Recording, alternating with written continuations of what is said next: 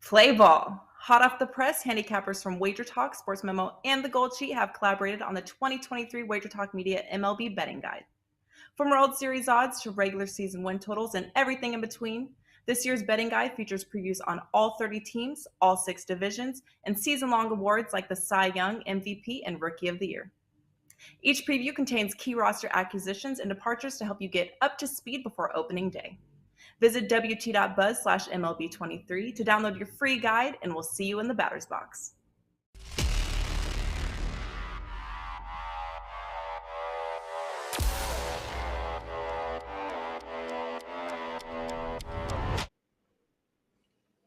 Welcome to the NBA Triple Double Show powered by SportsMemo. I'm your host, Ronald Cabang, also known as UCapper on SportsMemo.com, at UCapper Sports on Twitter. I'll be joined by Tony Finn from Wagertalk today to break down 3 games from today's NBA slate. Just a few games left here in the NBA regular season. Then we head into the play-ins and the playoffs. But before we get into those games, I do want to talk about what we got going on over at SportsMemo.com and Wagertalk.com.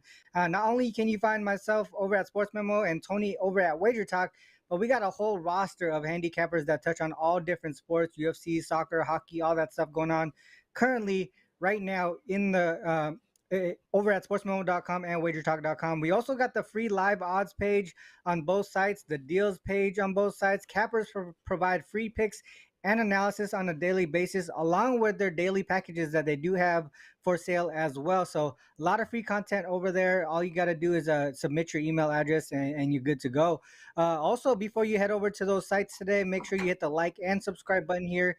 It only takes a couple clicks and it helps our show grow tremendously. With that said, let's get Tony up here with me today. It's a true triple-double today. Just me and you, Tony, talking about 3 games here. How's the NBA been treating you towards the latter part of this regular season? Well, it's been pretty good the last 2 nights. I haven't. I've played no sides, no totals. I've done all props and I had 4 props. 4 props. Well, what's today's Friday? 4 props on Wednesday, 3 props last night. 6-1 on those 7, so pretty good. So nice. I'd take that every day. Yeah. Absolutely. And the one I missed was a flyer actually on Ronald. It was a 35 plus on Irvin. If he scored 35 plus points, it paid. I think it was 580 was the payout on that, and he just scored 41, as you know, and I also had the big play I had was over 25 and a half. He comes home with 31. So I'll take those every day.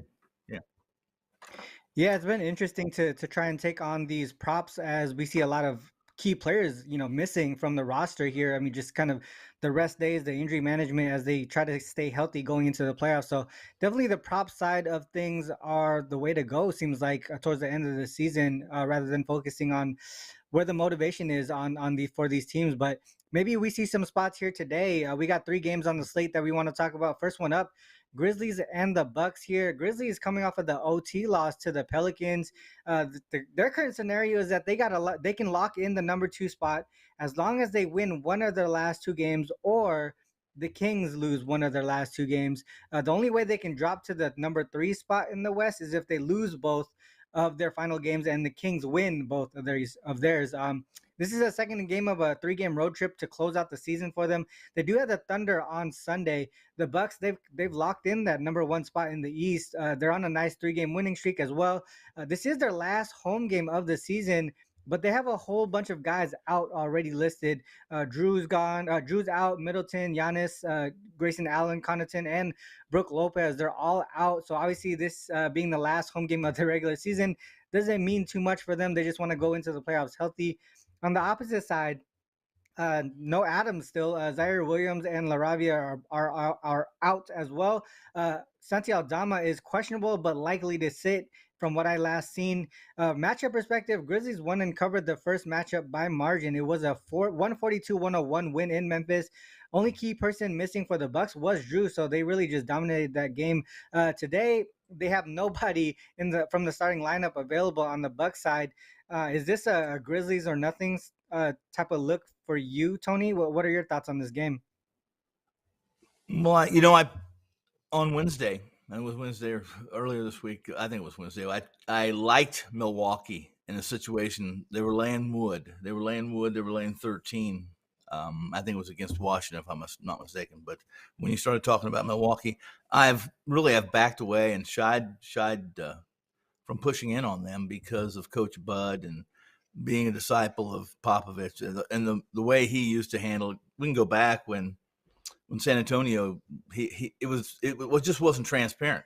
Ronald, the league finally got on Coach Pop for that and said, listen, you can't rest these starters because actually it was the fans that were complaining because they came to see the Stars, and Pop had no problem. He just rest them, whether it be a back-to-back. It was random as could be, but they were good enough that they could rest some players, and they were still going to be in the playoffs, and they were still going to be probably the favorites to win the whole thing back at that point in time.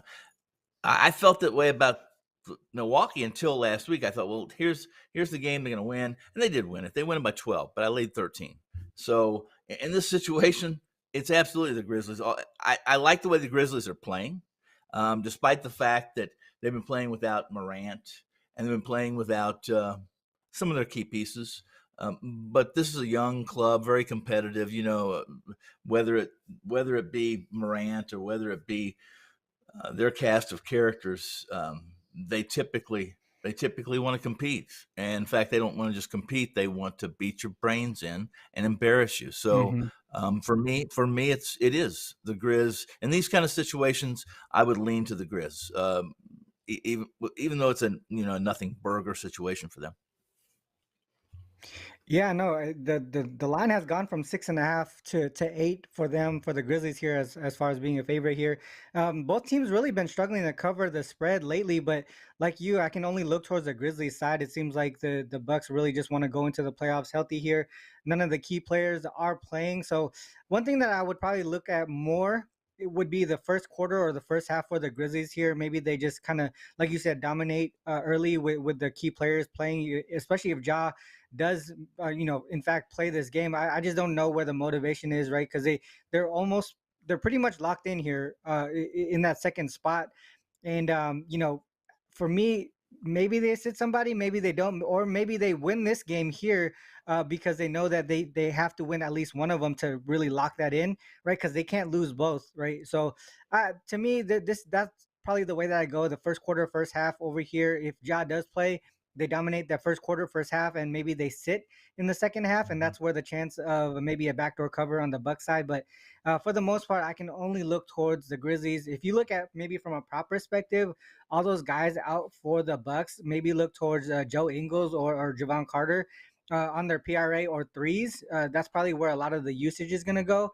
I know Portis, everyone's going to really gravitate towards Portis, but for me, I feel like his numbers, once they become available, are going to be really, really inflated because both Lopez and Giannis are out. So I'd probably stay away from Portis today. I've been actually riding him the last week or so, like you. I've been doing a lot of player props towards the end of the season with the double-digit lines and some of the key players sitting. And Portis is one of the guys that I targeted. But today, I have a feeling it's going to be really inflated there. The other way that I was looking at it too from the Grizzlies side is unders for Morant. Like I said, maybe he starts off the game really hot, and then with a high number, a high PRA, he doesn't play the second half and he stays under, right? If this is a blowout game, why play him in the second half? So maybe an underlook in that one as well. Next game up here, Warriors and the Kings. Warriors are looking to avoid the play-ins, like going into the play-ins with a win here. So playoff positioning is key in this game here for the Warriors. I also think that they rather play the Kings in the first round than the Suns. So that's also something interesting to look at. This is pretty much, I feel like the West right now, if you look from the 5th to the 11th spot, it's pretty much uncertain at this current moment. Even at that 10th and 11th spot, you got the Thunder and the Mavs fighting for that one. So the West is really kind of a crapshoot right now for that fifth to 8th spot. This is the first of a 2-game road trip for them to close out the season. Kings, they're not completely locked into that number 2 spot yet. They have to win both. And the Grizz have to lose both for them to move down to the 3 spot. So as long as they win one of these, they should be good to go. They're coming off of the loss to the Mavs on Wednesday. This is the last regular season home game for them in Sacramento. They face the Nuggets in Denver to close out the regular season here. Iggy Wiggins are out for the Warriors. Laundry list for the Kings, though. Lyles, Sabonis, Herter, Fox, Monk, Mitchell, Murray, all questionable for tonight's game. So really tough to really put a bet on this game at the current moment with all those question marks here. Warriors lead the season series 2-1, but the Kings have covered every game so far. But man, like I said, the question marks on the Kings side make it really hard to make a play on this one currently. But how would you tackle this game, Tony? Well, I'd probably just let it run on by me and score a touchdown. I wouldn't tackle it at all. In fact, I'm not even going to consider tackling it. I think you outlined it. You're spot on. It's perfect. It's really difficult to put your arms around this, and at least make some educated guess on whether it's going to be an off tackle, pass play, or a draw. Right? It's a pretty tough guess at that point. And for the most part, the Kings, unless their first five's in and they're playing their typical rotations, I've found them to be pretty inconsistent this year. I mean, when Fox is playing and he's on, and obviously Sabonis is right at the key, right at the free throw line, directing traffic, and really he's the one engineering the offense. That's where he gets his triple doubles and those nice. He's a great passing center, great passing big five, can shoot, and all of them look like to be playing. Fox, I think Fox would play or could play if he wanted to. I think you'd see Sabonis as well. But I just don't think that if they do play, you're going to have enough, or at least have enough intel on how many minutes they're going to contribute. And the Warriors really need to work on their defense a little bit. I think if I'm going to go somewhere with this, Ronald, I'd probably go under. I mean, they were abysmal. We talked about that in the NBA show. I said, it was the Warriors, and I apologize. So I've been looking so many games the last few days with baseball and some in-season props or in-season futures for base MLB too. That whoever it was, and I think it might have been the Thunder. I don't know, whoever Warriors were playing. I said, listen, if I'm going to lean this game, I'm going to lean to the under, right? I didn't pay much attention to the game because I had some business in other matchups and working on the following day, etc. When I glanced over and saw that it was 130 to 100, basically I think they reached 250. I started looking at the metrics. I started watching parts of the game, the defensive matchups, etc. And the Warriors they looked like they were interested, but they just looked a step slow.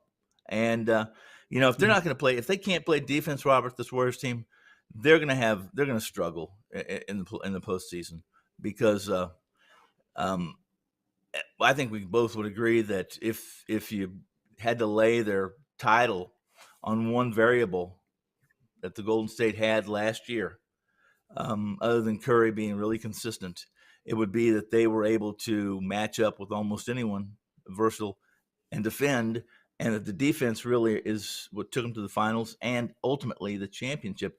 They just don't look like that team right now, and they haven't for I'm one of the ones, we talked about this. Are they just going to flip the switch and become that team, right? I've always believed that was something they can do.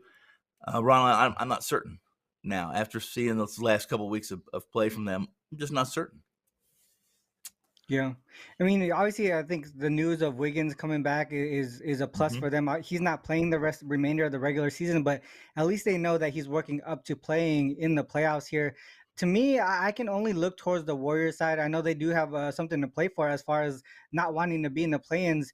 The interesting thing about this game here, Tony, and I want to maybe hear from you on this take here, but if the regular season ended today, they actually would be playing each other in the playoffs. So one thing that you talked about, the Warriors kind of flipping that switch, them being the more experienced team, is this a situation where you feel like they would just come in and kill these guys and make a statement, going into the playoffs and just kind of, I don't know, like a mental game sort of, right? Because the line here is saying it's a minus, the Warriors opened as a 5.5 point favorites. Now they're 9.5 point favorites.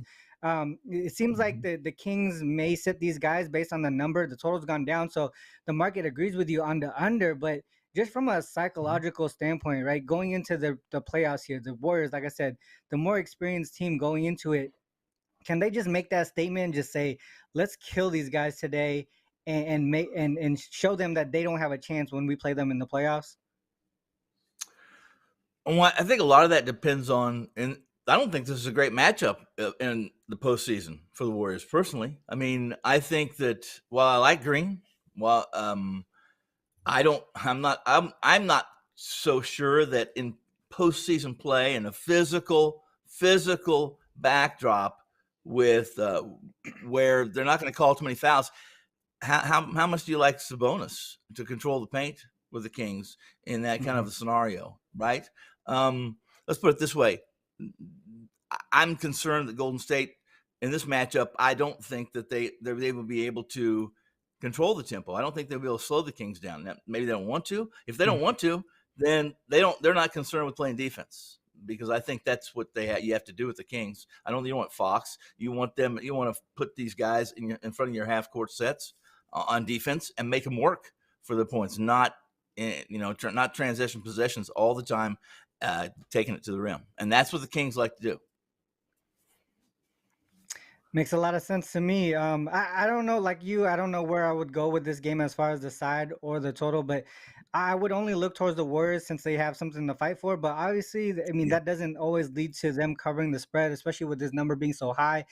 So I'd probably stay away from that. But from a prop perspective, if for some reason this game gets out of hand and the Warriors do actually dominate this game, I think Jordan Poole is one of the guys that would probably continue to play heavy minutes. They will probably sit guys like Clay and Curry and Draymond in the second half, but Jordan Poole continue to play with the guys in the bench here.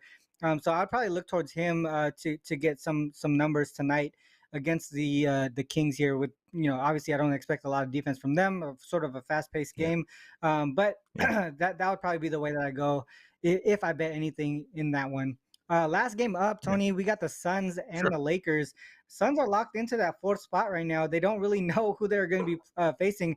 Talked about that 5 to 10 spot here that's really uncertain. They're currently on a 7-game winning streak, so great form for them right now. A lot of it because of a great defense from them. Also, obviously, Kevin Durant being mixed in there in majority of those games. This is the second leg of back-to-back home to road games for them, though. They head back home to face the Clippers on Sunday to close out the regular season. Lakers, they have a lot to fight for here. They still have an opportunity to come out the regular season not having to play in the play-in tournament, so they probably want to win this one. This is the first of a 2-game homestand to close out the regular season. They do face the Jazz on Sunday, so this is the harder matchup of the two for them to get the win. Injury perspective, LeBron and AD are currently questionable. D'Lo is probable. On the Sun side, the only person I see currently on the injury report is TJ Warren as questionable. This is going to be interesting to me because second game of back-to-back, right? The Suns are locked into that fourth spot. Do we see some guys sit here tonight? I don't know, but obviously the injury report says nothing so far for them. Regular season matchup, Suns lead the regular season matchup, winning and covering 2 of the 3 matchups so far. Lakers did win the one after the All-Star break. Actually, it was just a couple of weeks ago. Where do you go with this one? Obviously, the Lakers line has moved from -6 to double-digit favorites right now at some books, and the total has come down just a point, 227.5 to 226.5. What are you looking at for this game, Tony? Well, listen, regardless of who sits, who plays, I mean, we saw it last night, didn't we? Where you saw the lines move, in a dramatic fashion away from Cleveland, away from these teams that are locked into their seed and were going to essentially play their second rotation, right? Play the backups. You saw it with, listen, on several shows yesterday, I said I couldn't, for instance, Miami, who I like tonight. I just liked Philly. Even Philly was a favorite. I didn't expect Embiid to be playing 40 minutes, but the short minutes he did play, he was effective. But Miami really played pretty well, and Philly didn't play any defense, right?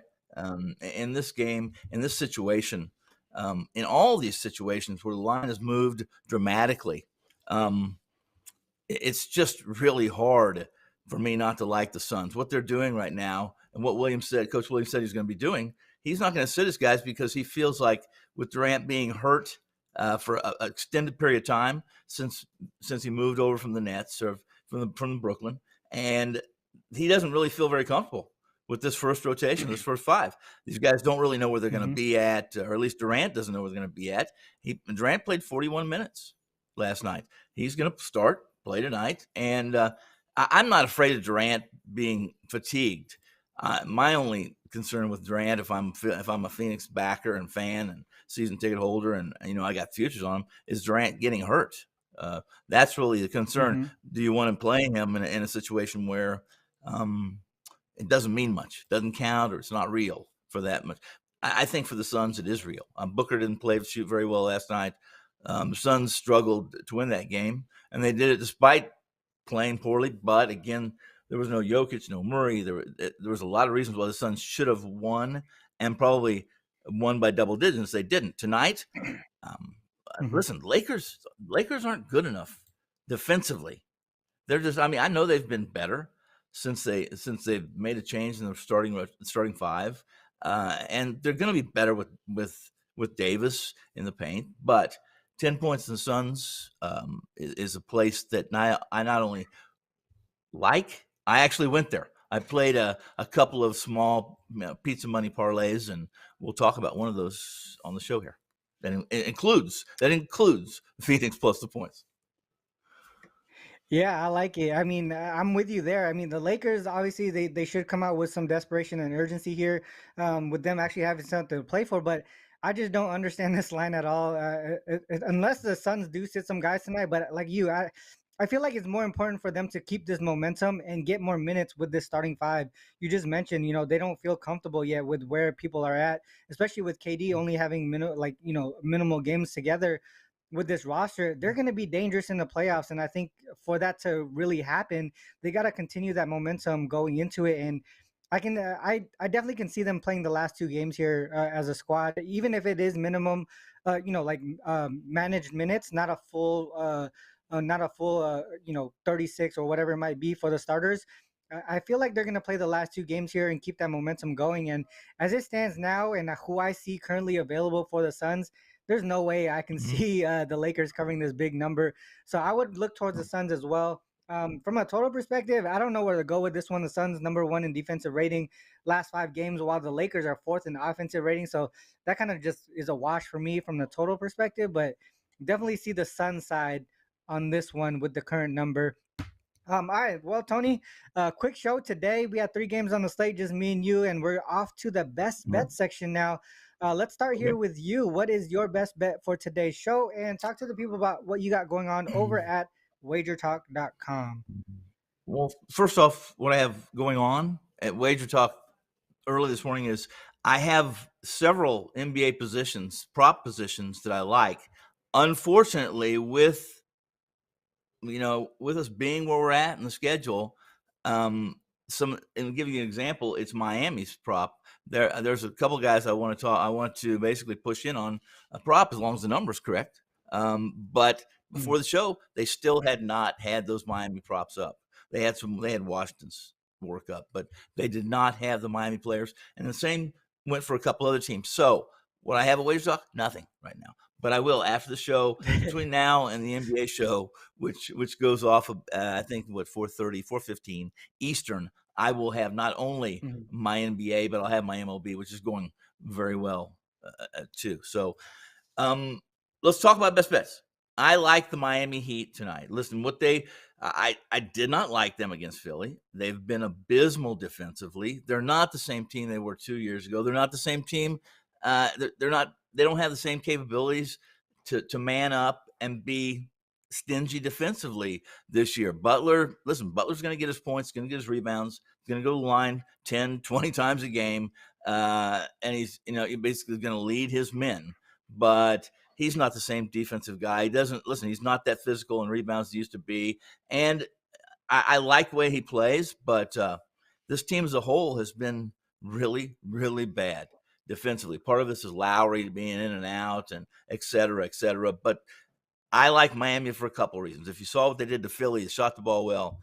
And tonight against Washington, they lost the first game, this year to Washington. They played Washington 3 times in 4 games, if you remember, Ronald, earlier in the season. I think it was in November in that area. And They won the last two. They lost the first one. They lost by 1 point. However, there was no Bam, there was no Butler, and there was I don't think that I'm not quite certain, but there was another player that was absent, another first five, and Washington won by 1 point. The other two, Miami won. They covered game two. They pushed in game three. If you were -3 is what they were, and this is the fourth game, the final game, and for the most part, Bam just dominates against Washington. Porzingis is not a physical type of a player. He doesn't have nimble. I don't like him around the rim like I do Bam. And Bam pretty much, listen, Porzingis is going to get his too, like the over in this game. But what I do is I like Miami -6.5. And I do like the over. The over right now is sitting right at 218, Ronald. And so first and foremost, Miami -6.5, I'm very comfortable with. If you saw what they did last night, most of their starters, all of them, only played 27 to 31 minutes. This includes Bam. Bam played only 28, I think, and he came up short of a double-double because he didn't get his 10 rebounds. So Miami -6.5. And quickly, some pizza money on a three-leg parlay that I like, and Miami being one of those, -6.5. I like the over 218 in this. Neither one of these teams play much defense anymore. 218, this is still basically the market, or the odds makers are believing that the market's still a small piece of the pie with Miami 218. Tell me how many teams are under 220 nowadays, especially later in the season right now. Most of the games, Ronald, I like over, but the three-leg parlay I like is Miami -6.5 over the 218, and I like the Suns +10. And you're going to get, depending on the juice you lay, you're going to be anywhere between a +590 and a +600 on that three-leg. And so a little pizza money, McDonald's money, whatever you want to call it, a 10 or a 20, even if it's just a $10 or a $20 bill, right? Nice return. Yeah. I'll take it. Yeah. I like it. Yeah, another thing for that that look towards the Heat here, the Wizards are they pretty much just quit on the season already. Their whole starting five is basically out once again and out for the remainder of the season basically.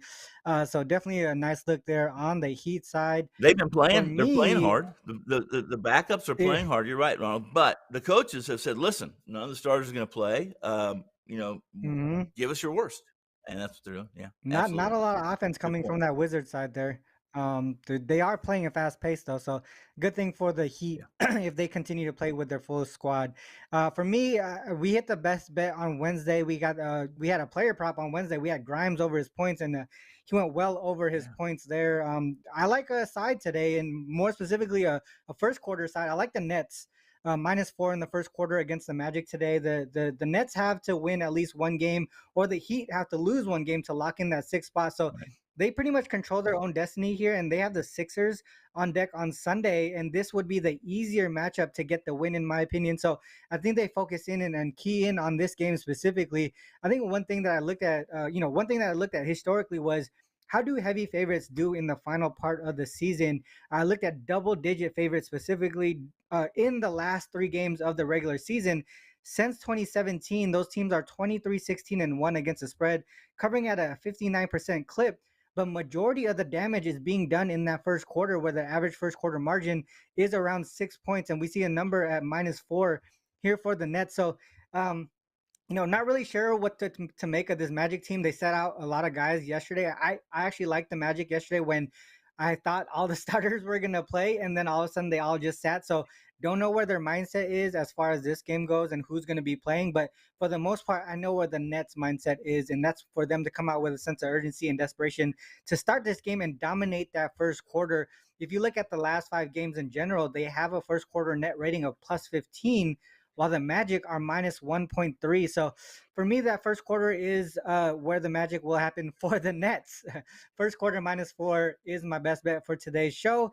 On the premium side, I actually have 5 baseball MLB bets. Been seeing the board well over there, especially from a money line and run line perspective, hitting 70% in the MLB since last July. So hopefully continue to do well there. Obviously, the NBA, it's getting a little bit tighter here towards the end of the season with, not knowing where the mindset is for everybody. So did a lot of player props on Thursday and Wednesday and Thursday, or this week in general. But today, kind of playing light here. This Nets -4 is going to be a premium play. I'm probably going to take a stronger look at that Suns game as well that you talked about, Tony.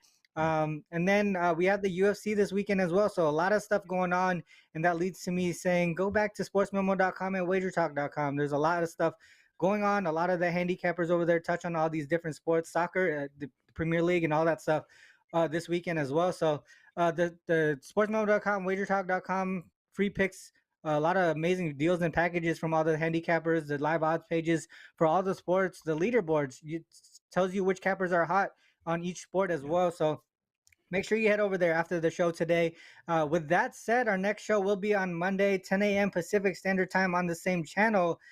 Till then, guys, good luck with all your action. Good luck. Peace. Play ball. Hot off the press, handicappers from Wagertalk, SportsMemo, and the Gold Sheet have collaborated on the 2023 Wagertalk Media MLB Betting Guide. From World Series odds to regular season win totals and everything in between, this year's betting guide features previews on all 30 teams, all 6 divisions, and season-long awards like the Cy Young, MVP, and Rookie of the Year. Each preview contains key roster acquisitions and departures to help you get up to speed before opening day. Visit wt.buzz/MLB23 to download your free guide, and we'll see you in the batter's box.